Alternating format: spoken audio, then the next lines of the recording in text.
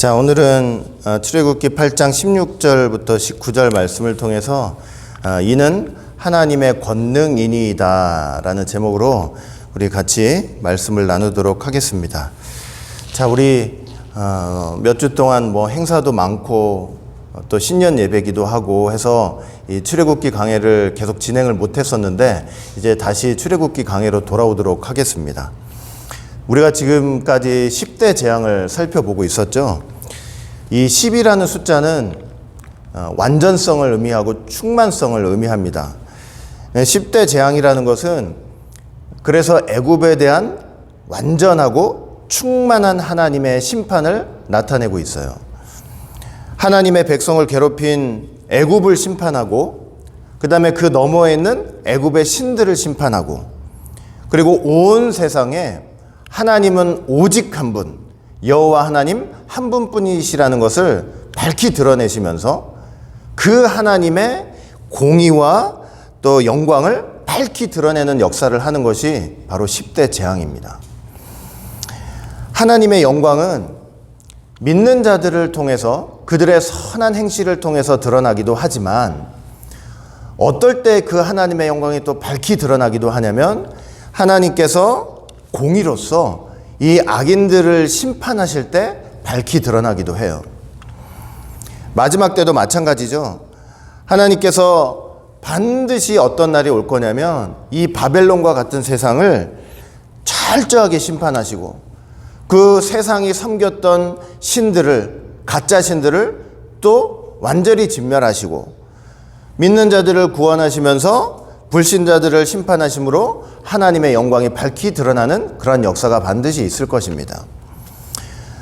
하나님이 공의로서 죄인들을 심판하시고 악을 진멸하실 때도 하나님의 영광이 밝히 드러나는 거예요. 제가 몇 분한테는 이미 말씀을 드린 적이 있는데 이제 어떤 신학자가 있어요. 근데 그 신학자한테 어떤 분이 와서 이제 묻더래요. 뭘 물었냐면은 내가 잘 믿어서 천국을 갔어요. 근데 천국을 가서 이렇게 지옥을 보니까 이제 그런 예를 드는 거예요. 가령 예를 들어서 지옥을 보니까 거기 내 부모가 있는 거야. 거기 또 내 자식들이 있는 거예요. 내 형제 자매들이 있고 나랑 가까이 지냈던 이웃들이 거기 있는 거예요. 그러니까 그걸 볼 때 이제 신학자한테 묻는 거예요. 내가 비록 천국에 있지만 내 부모, 자식, 형제, 이웃이 그 지옥에 있는 걸 보면서 내가 어떻게 기뻐하면서 그 천국 생활을 할 수 있겠느냐. 어떻게 생각하시냐고 묻더래요. 근데 그 신학자가 뭐라고 대답을 하냐면 이렇게 대답을 해요.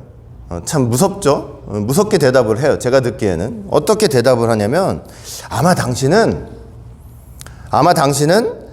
하나님의 공의가 실현된 것을 보고 하나님과 함께 천국에서 기뻐할 것입니다. 이렇게 대답을 하는 거예요. 무섭지 않아요? 하나님의 백성은 천국에서 예를 들어서 그 지옥을 바라보면서 이 땅에 살면서는 부모고 자식이고 형제고 자매고 이웃이었지만 그 믿지 않아가지고 불신해가지고 그 지옥 간 영혼들을 보면서 예를 들면 그거예요. 하나님의 공의가 실현된 것으로 하나님과 함께 기뻐하고 하나님께 한없는 영광을 돌리게 될 것입니다. 그러니까 이렇게 지금 대답을 한 거나 똑같은 거예요. 그러니까 우리가 이 땅에서나 부모니 자식이니 형제니 이웃이니 그래서 그런 혈육을 통해서 우리가 해야 될 가장 중요한 일이 뭐냐면 믿지 않는 부모, 믿지 않는 자식들, 내 형제 자매 이웃을 하나님 앞으로 인도하는 것이 그래서 가장 중요한 거예요. 다른 어떤 것보다 그게 제일 중요해요. 이 땅에서 혈육으로 하나님이 우리를 하나로 묶어 놓으신 이유가 그거예요. 하나님 앞으로 돌아오게 할 수 있도록. 하나님께서 이렇게 마지막 때 심판하실 때 내 혈육이 그게 없어요. 그런 게 없어요. 그 나라는 형제니 자매니 시집가고 장가가고 그런 게 없기 때문에 그런 게 없어요. 악인들을 심판하실 때 하나님의 영광이 밝히 드러나고 하나님의 백성들은 공의가 실현된 걸 보면서 기뻐하게 돼 있다는 거예요. 그러니까 10대 재앙이 바로 그런 하나님의 심판을 예표적으로 보고 있는 거예요. 그렇게 보여주면서 하나님이 그 악인들, 그 죄인들, 그 악을 심판하실 때 얼마나 그 영광과 공의가 밝히 드러나는지를 이 세상에 그거를 아주 분명하고 명확하게 지금 10대 재앙을 통해서 보여주고 있는 거예요. 오늘은 그 10대 재앙 중에서 이제 세 번째 재앙인 이 재앙에 대해서 좀 살펴보고자 합니다. 자, 오늘 16절 한번 볼까요? 16절 보니까 여호와께서 모세에게 이르시되 아론에게 명하기를 내 지팡이를 들어 땅에 티끌을 치게 하라. 그것이 애굽 온 땅에서 이가 되리라. 이제 이렇게 말씀을 해요. 자, 앞에 뭐 피 재앙도 있었고 개구리 재앙도 있었는데 그 두 재앙 때는 하나님께서 모세를 통해서 바로에게 미리 경고를 하셨어요. 피 재앙이 있을 거다, 뭐 개구리 재앙이 있을 거다 경고를 하셨는데 이 재앙, 세 번째 이 재앙은 사전에 어떤 경고도 없이 하나님께서 모세로 하여금 아론으로 하여금 바로 시행하도록 그렇게 만드셨어요. 여러분, 개구리 재앙 때 바로가 뭐라고 했는지 혹시 기억나세요? 바로가 너무 개구리 때문에 숨을 쉴 수 없을 정도로 고통스러우니까 이런 얘기를 했어요. 제발 개구리를 나와 내 백성에게서 떠나게 하라. 그러면 내가 이 백성을 내어보낼 것이다. 분명히 약속을 했었잖아요. 모세가 그 얘기 듣자마자 나와가지고 하나님 앞에 간절히 중보기도 했습니다. 중보기도 했어요. 그 다음날 즉시 개구리들이 나와서 이제 다 죽은 거죠. 그런데 개구리들이 다 나와가지고 죽는 바람에 마침내 비로소 이게 숨통이 딱 트이니까 바로가 바로 변심을 해가지고 마음을 강팍해 먹고 백성을 내보내지 않은 거예요. 여러분, 재앙의 시작이 잠시 유보되거나 재앙이 더 길게 빨리 멈추는 것에 대해서 감사치 않고 이걸 오히려 악용을 하는 모습을 볼 수가 있죠.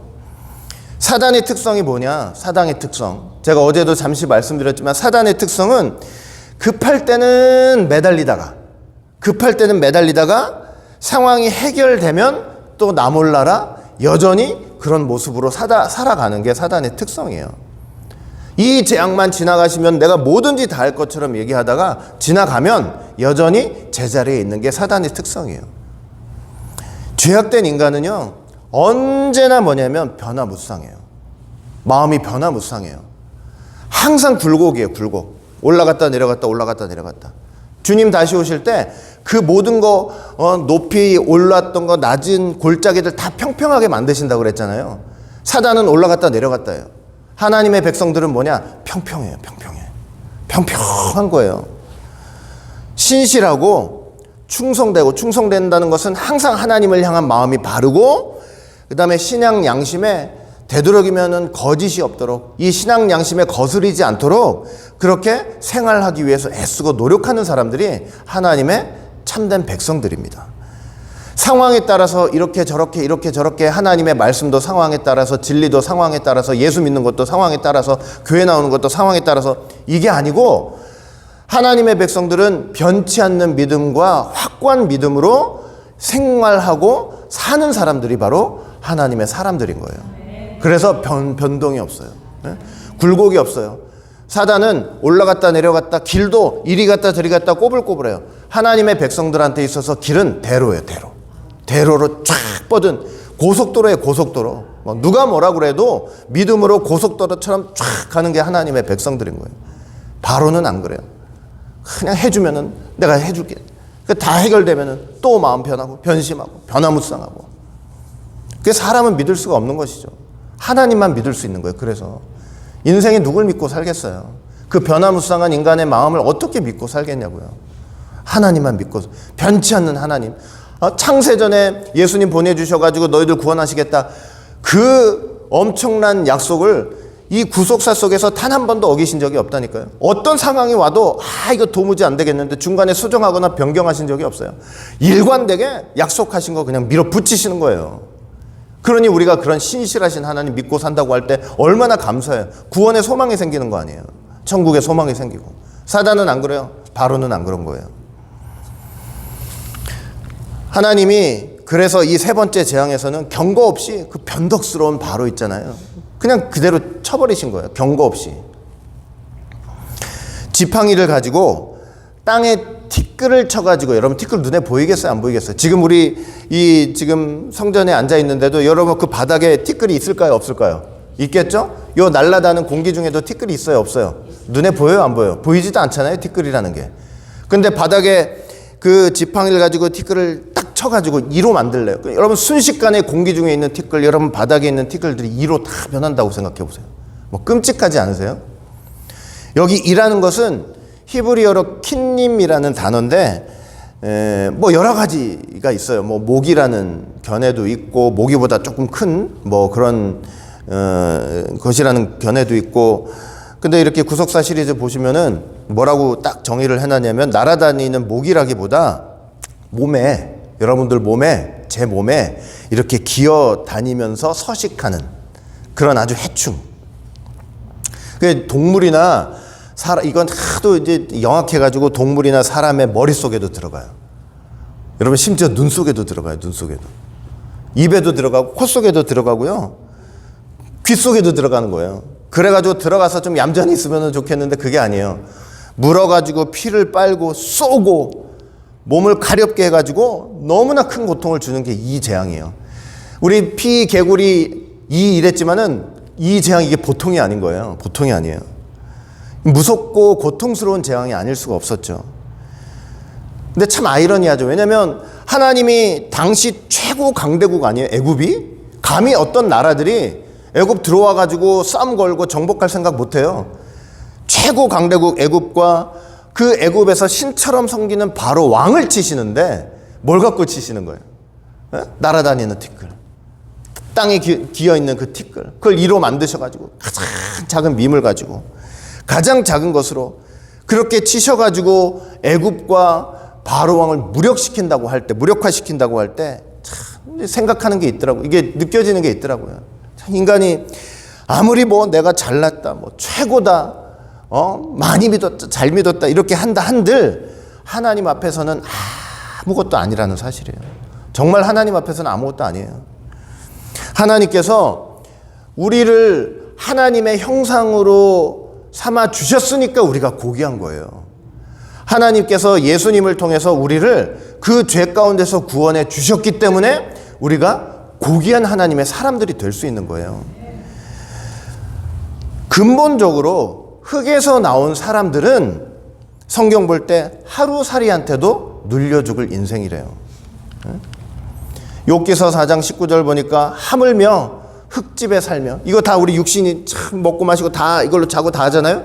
이거 뭐라 그래? 이걸 흙집이래요. 흙집. 그냥 흙집에 살면서 티끌로 털을 삼고 하루살이에게라도 눌려 죽을 자이겠느냐.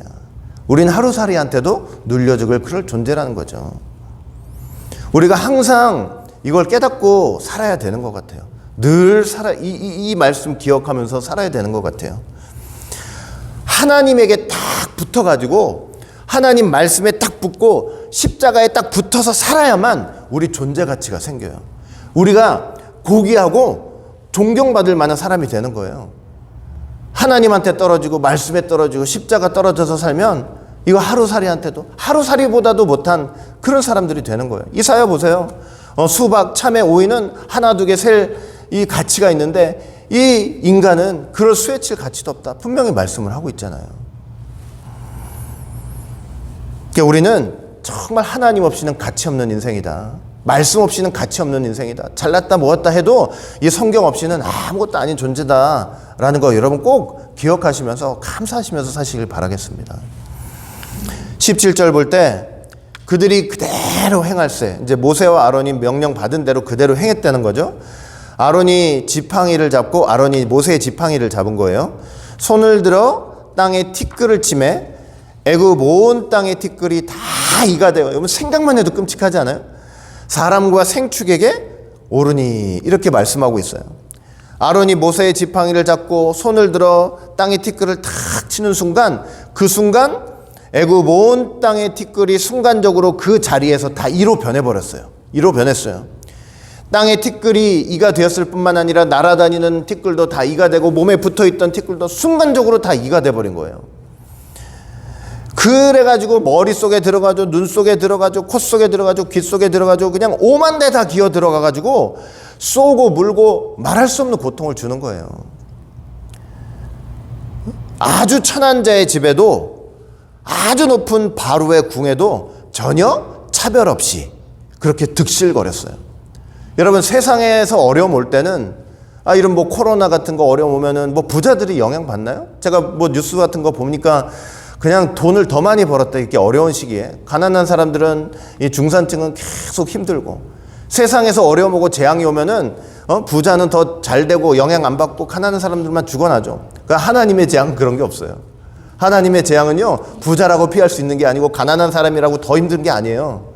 부자든 가난하든 하나님의 재앙 앞에서는 똑같이 그 재앙에 그 심판에 고통당할 수밖에 없는 거예요. 아니, 하나님 앞에서 부자가 어디 있고 가난한 사람이 어디 있고 뭐가 어디 있어요? 뭐가 어디 있어요? 어디 보니까, 제가 어디 읽어보니까 너무 고통스러워요. 막 온 데 가서 무니까 이 쏘는 고통이 얼마나 고통스러운지요. 그 고통 때문에 분을 못 이겨가지고, 생각해보세요. 막 벼룩 같은 거, 풀리 있잖아요. 그런 거 물려도 미치잖아요. 가려워서.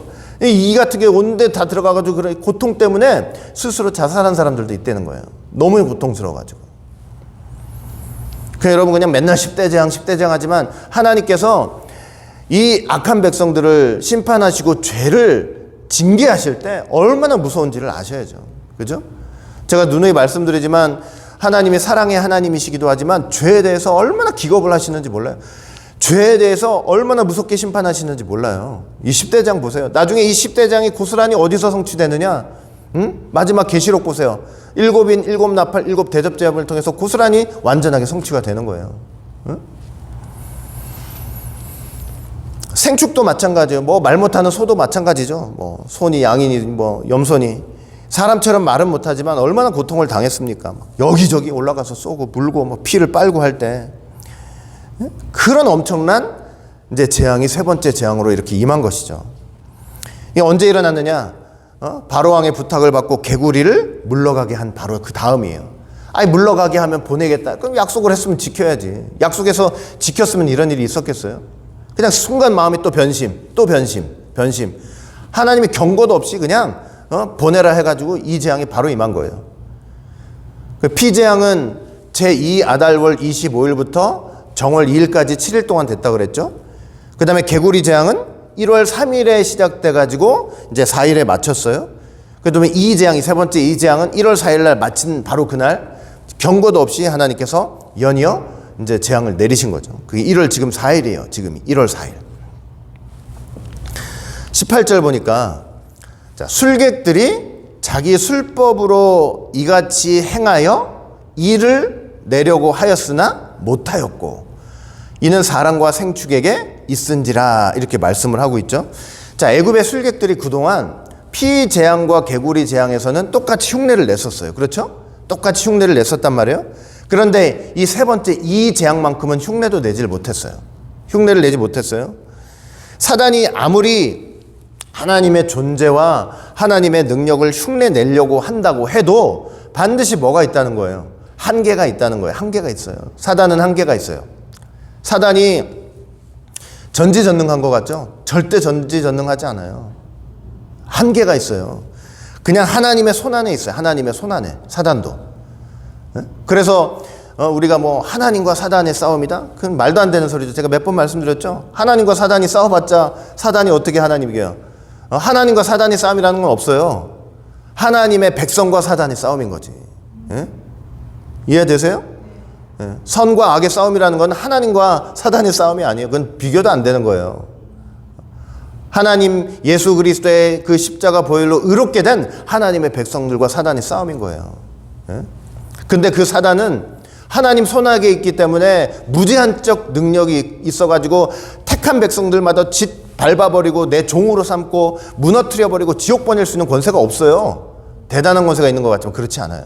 사단이 제일 잘하는 게 뭔지, 사단이 제일 잘하는 거, 사탄, 마귀 제일 잘하는 게 뭔지 아세요? 그 솔솔솔솔 옆으로 와가지고 미혹하는 거예요. 거짓말해가지고 속이는 거, 거짓말하는 거. 예? 그게 무기예요. 그게 거짓말이 무기예요. 무기. 미혹하는 거. 그래서 하나님 믿는 사람들은요, 정말 입에라도 거짓말하면 안 된다니까요. 전 세상에서 거짓말이 제일 싫어요. 거짓말하면 안 돼요. 그냥 습관적으로라도 거짓말하면 안 되는 거예요. 안 돼. 욥기 한번 보세요. 막 사단이 하나님께 가서 욥을 막 고소해요. 응? 욥을 고소해요. 뭐라고 고소하는지 아세요? 하나님, 아니 하나님께서 욥한테 건강도 주셔요. 그 수많은 재물도 주셔요. 뭐 세상에 누가 따라올 수도 없을 정도로 아름다운 자식들을 아들 7명, 딸 3명 그렇게 주셔요. 다 주시니까 저렇게 경건하게 하나님 믿고 사는 거지. 하나님이 그거 재물들 다 뺏어가 보시라고. 욥이 과연 하나님 믿을까요? 그렇죠? 근데 이 사단의 생각이 요즘 이게 오늘날 우리의 생각이 맞아요. 야, 하나님 잘 믿는 이유, 우리에게 복 주시니까 잘 믿는 거 아니겠냐고. 그런 사람들 천지잖아요. 그렇죠? 하나님이 복 주셔야 하나님 잘 믿고, 복 안 주시면은 하나님 안 믿고, 그런 거잖아요. 근데 사단이 그걸 아는 거예요. 그거 한번 뺏어 보시라고. 하나님 분명히 저주할 거라고. 그때 하나님이 사단에게 뭐라 그래요? 그래, 너 소유물을 손은 대도 되지만 그 욥의 몸에는 절대로 손을 대지 말라. 그러니까 사단이 아무리 장난치고 싶어도, 욥을 무너뜨리고 싶어도 하나님의 허락 없이는 욥한테 자기가 마음대로 다 할 수 있는 게 아닌 거예요. 그래서 욥이, 그 사단이 어떻게 했어요? 그냥 막 욥의 몸에만 손을 안 대고 난리를 다 쳐가지고 재산 다 빼앗기게 하고, 심지어 그 아들 7명, 딸 3명, 그 10 자식들도 다 죽여버렸잖아요. 다. 그런데 그런 순간 저와 여러분들 같으면 어땠겠어요? 사단 말이 꼭 맞았을 거예요. 그죠? 저 다 가져보시라고. 하나님 믿겠냐고. 저주하고 하나님 부인했을 거라고. 근데 욥은 어때요? 욥은 그 순간에도, 다 빼앗긴 그 순간에도 하나님 앞에 엎드려서 경배하는 거 보세요. 주신 자도 하나님이시고, 이걸 취하여 가신 분도 하나님이시고. 이야, 참. 이게 우리가 가져야 될 믿음의 실상인 것 같아요. 그냥 어려워졌어요. 막 가정이 어려워져요. 돈이 없어요. 힘들어요. 아, 하나님이 안 계신가 보다. 하나님이 우리 안 도와주시나 보다. 우리가 하나님 믿어서 뭐하냐. 이게 우리 모습 아니에요. 그렇잖아요. 누구나 할 거 없이. 근데 믿음의 실상은 그게 아니라니까요. 주신 자도 하나님이시고, 이걸 취하여 가신 분도 하나님이시다. 야, 이런 믿음. 나중에 사단이 다시 한번 쳐다와요. 글쎄요, 아무리 제가 큰 고통 줬지만, 욥의 몸에는 아무 일이 없었잖아요. 뭐 병 하나가 안 들었잖아요. 그러니까 욥 몸을 한번 쳐보시면 어떨까요? 내가 한번 쳐보겠습니다. 그랬더니 하나님 뭐라 그러세요? 그래, 욥의 몸 한번 건드려봐. 그 대신 생명을 건들면 안 돼. 너 죽일 수는 없는 거야. 그래가지고 뭐 또 난리를 쳤죠. 그러니까 사단은 절대로 전지전능하지 않고 자기 마음대로 할 수 있는 거 없어요. 하나님 손아귀에 있는 거예요. 아무리 저와 여러분들 주변에 너무나 어렵고 힘든 상황이 온다 할지라도 사단이 우리를 완전히 깨깨 망하게 하려고 올 수 없는 거예요. 그냥 하나님의 손에서 이루어지는 일들이에요. 그러면 사단이 목적이 뭐겠어요? 사단이 그렇게 욥을 괴롭히는 목적이 뭐겠어요? 그냥 어떻게든 넘어뜨리려고 하는 거예요. 그러나 하나님의 목적도 있어요. 아니, 그런 사단을 왜 허용을 하시냐고. 왜 허용을 하세요? 그런 어려움 속에서, 진짜 그 환난 속에서, 용광로와 같은 그 환난 속에서 하나님은 욥을 어떻게 하시기 원하냐면 정금 같은 믿음으로 만드셔가지고 하나님 앞에 딱 세우시기를 원하시는 거예요. 어떤 순간에서도 하나님만 바라보는 사람, 어떤 순간에서도 말씀을 배신하지 않고 그 진리를 꼭 붙잡고 있는 사람, 하나님 의지하는 사람, 그런 사람으로 만들기 원하시는 거예요. 그러니 우리가 어려움이 딱 왔을 때, 사단이 나를 괴롭히려고 넘어뜨리려고 왔으나 저거 나 못 넘어뜨려. 딱 여러분들이 믿음으로 그거 바라보시면서 하나님께서 나를 더 하나님 바라보게 하시려고 이렇게 하시는구나. 이걸 깨닫고 어려움 속에서도 제발 믿음으로 승리하시길 바라겠습니다. 변심 말고, 변덕스러운 거 말고, 그냥 대로, 믿음의 대로. 예수님이 우리 마음에 대로를 뚫어주셨잖아요. 그 길로만 가면 항상 평강과 위로와 감사가 있는 거예요. 결국에는 그렇게 돼 있는 거예요. 그렇게 하시면 되는 거예요. 그렇게 하시면. 절대 사단은 전지전능하지 않아요. 아무리 술객들이 뭐 흉내를 낸다고 해도 결국 다 할 수가 없어요. 하나님 흉내 못 내요. 하나님 존재를 흉내 못 내요. 하나님 같이 막 하고 그냥 엄청난 말씀 얘기한다고 해도 그 하나님의 그 존재와 그 귀한 말씀의 능력 다 흉내낼 수 없다니까요. 그냥 겉핥기지, 겉핥기. 우리가 궁극적으로 사단 마귀를 두려워할 필요가 없습니다. 다 하나님의 주권 아래에 있고 하나님의 손 아래에 있고 하나님의 섭리 아래에 있는 것입니다. 사단이 아무리 우리를 풍비박산을 내려 해도 찾아왔어요. 그래도 절대 끝을 못 봐요. 사단은 끝을 못 봐요. 마지막으로 그래 내가 저거 죽여야 되겠다고 사단이 그래놓고 그냥 내리치려고 하는 순간 하나님이 마지막 순간에 사단의 손을 딱 잡고 이제 그만! 그러시는 거야. 결국은 그러시는 거예요. 못해요, 못해. 사단 마귀보다 하나님이 더 크십니다.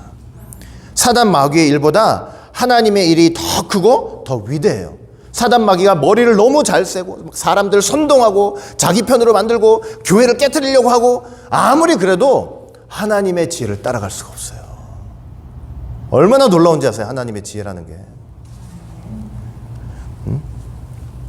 하나님께서 가만 놔두지 않으세요. 반드시 신실한 주의 백성이 승리하도록 역사하시는 거예요. 절대 음부의 권세가 하나님의 참 성도와 교회를 이길 수가 없습니다. 하나님 믿고 어떤 문제와 어려움 앞에서도 그래서 우리는 담대하게 믿음으로 헤쳐나가시는 귀한 성도들이 되시기를 간절히 바라겠습니다. 19절 볼 때 술객이 바로에게 고하되 이는 하나님의 권능이니이다 하나 바로의 마음이 강팍해 되어 그들을 듣지 아니하였으니 여호와의 말씀과 같더라. 이런 말씀이에요. 술객들도 이제 인정을 하는 거예요. 이제 하다 이제는 참 그 이 재앙을 당하고 보니까 이제 견딜 수가 없죠. 흉내도 못 내겠고 자기도 모르게 고백을 해요. 하나님의 권능입니다. 이건 하나님의 권능입니다. 하나님의 권능 히브리어로 보니까 에츠바예요. 손가락이에요. 손가락. 권능이라는 말로 되어 있지만 히브리어 보면 하나님의 손가락이에요. 손가락. 하나님께 원래 손가락이 없죠. 하나님 영이시니까. 근데 손가락, 제가 신학적으로 많이 말씀드렸지만 신인 동영론적 표현이라고 말씀드렸어요. 하나님께서 보시고 들으시고 뭐 하는 거를 인간의 입장에서 쉽게 이해하게 하려고 하다 보니까 하나님의 눈으로 표현하고 하나님의 귀로 표현하고 하나님의 손가락으로 일을 하실 때 사람이 일을 할 땐 다 손으로 일을 하니까 그래서 하나님의 일하심을 주님의 손가락으로도 비유를 하고 이게 신인 동영론적 표현이라는 거예요. 근데 이 손가락은 하나님의 손가락은 대표적으로 하나님 자신의 창조의 능력이고 기사와 이적을 베푸시는 능력을 표현할 때 사용하는 거예요. 그러니까 여러분들 뭐 시편 보시면은 주의 손가락으로 만드신 주의 하늘과 이런 표현들이 나와 있잖아요. 그러니까 하나님 말씀으로 하셨지 손가락으로 막 이렇게 만드신 게 아니잖아요. 근데 그런 표현, 손가락이라는 표현이 바로 그런 표현이에요. 이제 저건 하나님의 손가락입니다. 하나님의 능력입니다. 하나님의 권능입니다. 이제 얘기하는 거예요. 애굽 땅에 내리는 재앙들이 절대 사람은 할 수 없는 하나님의 능력인 것을 고백해줘. 도무지 어떤 수단과 방법을 동원해도 그 능력을 흉내낼 수도 없어요. 그런데 우리가 여기서 한 가지 기억할 게 있어요. 이 모든 것은 하나님의 권능입니다. 하나님의 손가락입니다. 시편 기자가 주의 손가락으로 지으신 저 하늘과 주의 만드신 뭐 달과 별들을 내가 보오니 이러면서 시편 기자는 이 하나님의 손가락을 고백하면서 그 하나님 앞에 회개하면서 하나님 앞에 다가가는 그런 고백이 됐지만 이 애굽 술객들이 이건 하나님의 손가락이나 할 때는 그렇게 입술로 고백은 했지만 그 고백은 회개를 가져오는 고백은 아니에요. 회개를 가져오는 고백은 아니에요. 하나님 앞에 돌아가는 고백은 아니에요. 예? 이게 무슨 말인지 아세요? 무슨 말이냐면은 회개를 가져오는 고백이 있고 회개를 가져오지 못하는 고백도 있다는 사실이에요. 기독교는 고백의 종교라고 그랬죠. 고백의 종교. 기독교는 고백의 종교죠. 기독교의 순교의 역사 속에서 사람들이 왜 다 죽었어요? 뭐 때문에 죽었어요? 자기가 입술로 한 그 고백에 자기 생명을 갖다 붙인 거예요. 주님은 그리스도시고 하나님의 아들이시고 나의 구원주이십니다. 이 고백에 내 생명을 다 바친 거예요. 그게 순교예요. 이해되세요? 여러분 믿는 사람들이 주님은 내 구원주십니다 하는 그 말의 가치가 얼마나 무거운지를 아셔야 돼요. 그 고백을 하면서 교회 나온다는 게 얼마나 무거운 일인지를 심각하게 생각해야 돼요. 목숨을 걸어야 돼요. 목숨을. 내 생명을 걸어야 돼요. 핍박의 순간, 환난의 순간이 올 때는 그 고백에 내 생명을 걸어야 돼요. 편안할 때는 그 생명을 걸어야 될 고백인 것을 알고 깊은 회개와 감사와 하나님께 찬송과 영광과 예배를 드리는 일에 내 목숨을 다해서 해야 되는 거예요. 그 고백을 한다면. 그러나 회개를 가져오지 못하는 고백이 분명히 있어요. 분명히 있어요. 입으로 주여 주여, 이거 하나님의 능력입니다. 이거 하나님이 하시는 일 같아요. 그러면서도 그 심령 깊숙이 보면 회개가 없어요. 자기를 돌이키는 게 없어요. 하나님 앞에 돌아가는 게 하나도 없다니까요. 그런 게 있어요. 여러분 계시록 보세요. 계시록 보시면은 이 나팔 재앙이 있어요. 나팔 재앙. 7 나팔 재앙이 있잖아요. 그 중에 6번째 나팔 재앙이 둘째 화예요. 둘째 화. 나중에 여러분들 계시록 저번에 한번 다 다루긴 했지만 또 한번 기회가 생기면 말씀드릴게요. 이제 새 화가 있죠. 새 화. 인류가 당할 3가지 화인데 두 번째 화가 6번째 나팔이에요. 6번째 나팔이 뭐냐? 세계적인 전쟁이에요. 세계적인 전쟁이 반드시 일어나서 사람 3분의 1이 죽는데요. 그런데 그 재앙에서 죽지 않고 남은 사람들이 있단 말이에요. 남은 사람들이 어떻게 했느냐? 계시록 9장 20절부터 21절 보니까 이 재앙에 죽지 않고 남은 사람들은 그 손으로 행하는 일을 회개치 아니하고 오히려 여러 귀신과 또는 보거나 듣거나 다니거나 하지 못하는 금, 은, 동과 목석의 우상에게 절하고 또 그 살인과 복술과 음행과 도적질을 회개치 아니하더라, 이렇게 말씀을 하고 있어요. 저는 계시록 읽을 때마다 참 이게 희한했어요. 하나님의 엄청난 재앙을 눈앞에 목도하면서도 하나님의 능력과 권세와 하나님의 심판과 그 공의를 눈앞에 목격을 하면서도, 그러면서도 사람들이 하나님 앞에 뭐 하지 않았대요? 회개하지 않았대요. 오히려 더 어떻게 한대요? 더 우상에 창념한대요. 더 사람을 의지하고 더 사람한테 붙는 거예요. 저 사람이 나를 구원해 주지 않을까? 더 사람한테 붙지 않고, 그 다음에 살인하고 복술, 마술, 요술 같은 거예요. 음행, 도적질을 절대 회개하지 않고 그치지 않았다. 여러분, 우리가 이거 심각하게 받아들여야 돼요. 심각하게. 하나님의 권능입니다. 하나님의 손가락입니다. 아무리 고백해 놓고도 하나님 앞에 회개하지 않고 하나님 앞에 돌아오지 않는다는 사실. 우리가 하나님을 우리 입술로 고백하고 우리의 주라고 고백하고 이 자리에 앉아서 구속사 말씀이 너무나 귀합니다, 이렇게 인정하고 그 말씀을 귀로 들으면서도 그 심령 가운데 뭐가 없을 수 있다고요? 회개가 없을 수 있어요. 회개 없을 수 있어요. 여러분, 제가 수도 없이 말씀드렸지만 성령님께서 입술로 고백하고 있는 그 심령, 그 마음 가운데 역사해 주지 않으시면 안 되는 거예요. 안 돼요. 이 100명이 말씀 듣고 있어도 성령님께서 만약에 그 중에 10사람한테만 일하고 계신다? 나머지 90사람들은 안 되는 거예요. 여러분, 성령 없는 고백이 얼마나 무서운지 아세요? 성령이 없는 고백. 입으로 하나님, 그래요. 아버지, 구속사 말씀, 하루가 멀다 하고 그냥 얘기해요. 하루가 멀다 하고 얘기를 해요. 그러나 그 심령 속에는 아무런 변화가 없어요. 자기가 잘못한 거 회개하지 않아요. 끝까지 인정하지 않아요. 자기 의로움만 주장해요. 자기를 속여요. 왜? 마음은 하나도 변화가 없는데 입술의 고백 때문에 자기를 스스로 속이는 거예요. 스스로 하나님의 사람이라고 스스로 속이고, 스스로 속이는 거면 괜찮지. 그걸로만 끝나면 남을 속이는 거예요. 그리고 남들은 거기에 속아 넘어가는 거예요. 그 성령 없는 고백에. 하나님이 아니라 자기를 따르게 만들어요. 얼마나 무서운 일인지 아세요? 계시록 13장 보세요. 계시록 13장 보시면은 마지막 때 붉은 용이 있잖아요. 붉은 용이 짐승한테 권세를 주는데 그 주는 권세 중 뭐가 있냐면 말의 권세가 있어요. 말의 권세. 어떤 말의 권세를 주는지 아세요? 큰 말과 참남된 말을 하는 권세를 줘요. 짐승한테. 그래놓고 42달 일할 수 있는 그 기간이 있다니까요. 마음 놓고 일할 수 있는 기간이 있어요. 근데 큰 말은 뭐라 그랬어요? 큰 말.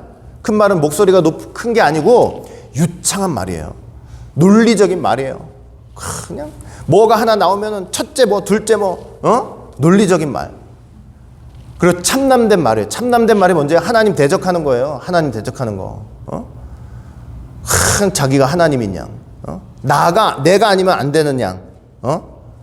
나만이 할 수 있다는 양. 얼마나 무서운데 얼마나. 그렇게 아버지를 대적하는 그런 말들, 하나님을 대적하는 말들 그냥 난무한 거예요. 그 입 속에서, 그 입말 속에서. 그래서 여러분, 성령이 없는 고백은 이런 무서운 결과를 낳고 사단의 도구로 쓰이는 거예요. 사단의 도구. 사람들을 넘어뜨리고 하나님 택하지 않은 백성들, 결국 여러분 멀리서 크게 보면요, 하나님이 그런 역사를 통해 어떻게 하느냐, 하나님 택하지 않은 백성들 다 넘어뜨리게 만드는 거예요. 넘어뜨리게 만드는 거예요. 그래서 제가 말씀드렸죠. 거짓 선지자, 거짓 예언자한테 속는 사람들은 쟤는 너무 순진하고 죄가 없는데 저 거짓 선지자가 잘못해서 저랬다? 여러분, 성경 역사에 그런 게 아니에요. 자기 귀가 가려워서 듣고 싶은 걸 듣고 사는 거예요. 그런 사람들도. 그러니까 성령 없는 고백이 이렇게 무서운 거예요. 무서워. 많은 사람들을 죄악가로 인도하고 지옥으로 인도해 버리는 거예요. 우리의 고백 속에는, 저와 여러분들의 고백 속에는 반드시 회개의 열매가 있기를 주의 이름으로 간절히 축원을 드리겠습니다. 우리의 고백 속에는 마음의 변화가 있어야 돼요. 마음의 변화가 있어야 되고 삶에 회개가 있어야 되고 열매들이 있어야 되는 거예요. 이해가 되세요? 그게 진짜 고백이 되는 거예요. 그게 진짜 고백. 그냥 옆에서 대단하다, 하나님, 이게 아니에요. 그거 아니에요. 하나님 그거 원하시는 거 아니에요. 바로왕 보세요. 애굽 술사들의 고백을 듣고도 요지부동이죠. 마음 절대 움직이지 않아요. 마음을 강팍해 먹고 모세와 아론을 듣지 않아요. 하나님 듣지 않아요. 마음이 강팍한 사람들은, 어제 말씀드렸죠. 마음이 강팍한 사람들은 어려움을 당하면 당할수록 하나님과 가까워지는 게 아니고 하나님과 점점 더 멀어져요. 더 멀어져요. 예? 하나님께 가까이 가는 게, 마음이 강팍한 사람들은 어려움 당할수록 하나님께 가까이 가는 것이 죽기보다 더 싫어요. 죽기보다. 내가 죽어도 하나님 앞에는 안 간다 이거야. 그 마음에 강팍함이 있으면요. 내 목에 칼이 들어와도 나 하나님한테 가기 싫다 이거야. 우리는 결코 그런 완악하고 강팍한 지경으로 나아가서는 안 될 것입니다. 내 마음에 강팍함만 딱 버리잖아요. 버리면 하나님이 내 삶 속에서 얼마나 풍성하게 일하고 계신지가 눈에 보여요. 이 완악한 것만 보이면 하나님이 늘 은혜로, 사랑으로 나를 붙잡아 주시려고 이렇게 오시는 그 하나님의 손길이 너무 풍성하게 보이는 거예요. 그 강팍함만 보이면. 그거 깨닫잖아요. 그거 보잖아요. 그러면은 그게 정말 하나님 앞에 귀한 열매를 맺을 수 있는 것입니다. 자신을 내려놓고 하나님 앞에 나올 수 있게 되는 거예요. 자, 마지막. 자, 이 10대 재앙 중에 이 세 번째 이 재앙은 계시록에 보면은 5번째 나팔 재앙, 첫 번째 화를 연상시켜요. 계시록 9장 10절 보시면은 이게 5번째 나팔 재앙이고 첫 번째 화인데, 또 전갈과 같은 꼬리와 쏘는 살이 있어 그 꼬리에는 5달 동안 사람들을 해하는 권세가 있더라 그랬죠. 자, 여기 보니까 뭐가 있대요. 지금 쏘는 살이 있다 그랬죠. 쏘는 살이 뭐냐면은 그냥 진짜 콕콕콕콕 쏘는 거예요. 쏘는 거. 아까 이 재앙이 뭐라 그랬어? 사람 막 파고 여기저기 파고 들어가지고 막 물고 쏘고 피 빨고 그런 거라 그랬잖아요. 그 쏘는 재앙 있잖아요. 그게 첫 번째 나팔 재앙, 5번째 나팔 재앙, 첫 번째 화예요. 이로 인해서 사람들이 무려 5달 동안이나 고통을 당한대요. 이거는 뭐 사람을 죽이는 인명살상의 재앙이 아니고 영적인 고통이에요. 영적 고통. 마음의 심적 고통을 가리켜요. 그러니까 엄청나게 영적으로 사람들 혼란스럽게 만드는 거예요. 어려움으로, 잘못된 교리로, 뭐 여러 가지 상황으로, 창 막 몰아붙여가지고 사람들을 영적으로 혼란스럽게 만들고 마음이 너무 괴롭게 만드는 그런 재앙이 있는 거예요. 하나님을 떠날 정도로. 그 심적인 막강한 세력, 정치, 종교적 권력을 이용해서 사단이 영적으로 막 인간을 파괴시키는 거예요. 하나님 떠나도록. 그냥 시들벙거지 영성이라고는 하나도 없게 다 그냥 말라비틀은 나뭇가지를 만들어가지고 하나님 떠나게 만드는 재앙이 바로 이 재앙이에요. 그런데 이 재앙에서 제외되는 사람이 하나 있어요. 제외되는 사람들이 있어요. 누구냐? 계시록 9장 4절 보니까 저희에게 이르시되 땅의 풀이나 푸른 것이나 각종 수목은 해하지 말고 오직 이마에 하나님의 인맞지 아니한 사람들만 해하라 이랬단 말이에요. 이건 누구를 향한 재앙이냐면 이 이마에다가 하나님의 인맞지 않은 사람들을 향한 재앙이에요. 하나님의 인을 맞은 사람들은 이 재앙에서 제외되고 피해 나가고 승리할 수가 있는 거예요. 인이라는 건 뭐예요? 하나님의 인이 뭐예요? 하나님의 도장이죠. 도장. 이마에 도장을 딱 친다는 건 뭐예요? 진짜 하나님의 도장 가져서 이렇게 넌 내 것 하고 딱 치는 거예요? 그게 아니고 하나님 말씀으로. 하나님 말씀으로 우리의 사상이 그냥 하나님 말씀으로 꽉 인쳐져 있는 거예요. 하나님 말씀으로. 하나님의 입맞은 사람들, 하나님 말씀이 충만한 사람들은 이 엄청난 대왕 속에서 그 영적인 고통, 심적인 막 그 괴로움 이런 게 없어요. 말씀이 확고하게 자리 잡고 있어가지고 누가 와서 내 마음을 뒤집어 흔들려고 해도 흔들리지가 않아요. 견고해요. 말씀 안에서. 왜? 내가 가야 되는 길이 탁 확실히 보이거든. 그리고 하나님이 나에게 주시는 그 천국이 보이거든요. 흔들리지가 않아요. 흔들리지가 않아요. 내 마음 아무리 흔들려고 해도 어려움으로, 잘못된 교리로, 여러 가지 주변의 상황으로 뭐 누구를 동원해서 아무리 흔들려고 해도 마음이 흔들리지 않아요. 아니 말씀이 머리에 딱 박혀 있는데 마음에 새겨져 있고. 우리 성도들은 그래서 구속사 말씀으로 잘 무장해서 이런 고통 속에서도 하나님의 보호를 받는 하나님의 귀한 백성들이 아무리 쏘는 고통이 있고 이 같은 재난이 있다 할지라도 그 속에서라도 하나님의 인도와 보호를 받는 귀한 성도들이 되시기를 주의 이름으로 간절히 축원을 드리겠습니다. 기도합니다. 사랑과 은혜가 풍성하신 아버지 하나님, 오늘 이 재앙을 통해서 또 쏘는 고통이 있지만 그 속에서도 하나님의 입맞은 사람들은 보호받고 승리한다는 사실을 깨닫게 하여 주시니 진심으로 감사드립니다. 하나님 말씀, 구속사의 귀한 말씀으로 잘 무장하여서 어떤 어려움 속에서도 내 마음의 성이 무너지지 않고 그 성에 구멍이 나지 않고 정말 하나님께서 예수님을 통해서 그 귀한 말씀을 통해서 우리 마음에 뚫어주신 대로를 따라 믿음으로 천국을 향해서 힘차게 전진만 할 수 있는 우리 모든 성도들이 다 될 수 있도록 인도하여 주시옵소서. 감사하며 예수님 이름으로 기도합니다. 아멘.